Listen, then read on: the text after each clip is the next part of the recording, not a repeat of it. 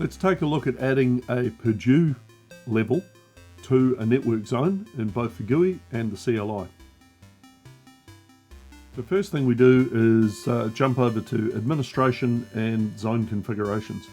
And I've got a zone here which is called Production Line 3.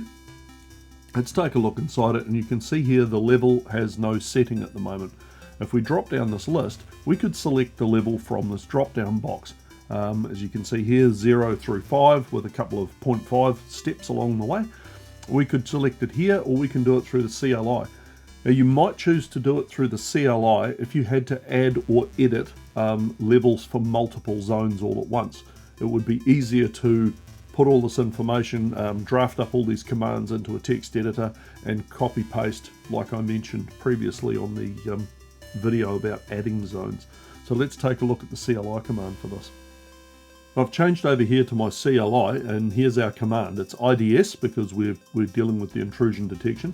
IDS configure VI virtual image, remember that.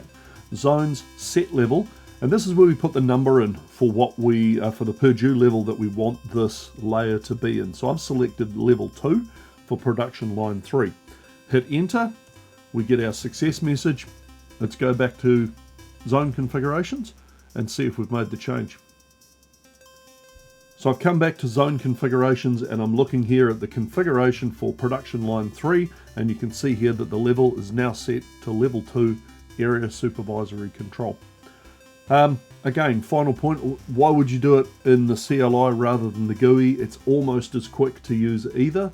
If you had to do multiple of these, if you're adding a new production line or a new factory or whatever, making a bulk change, you may need to change more of these, more than one at a time. So the fastest way to do it would probably be using the CLI.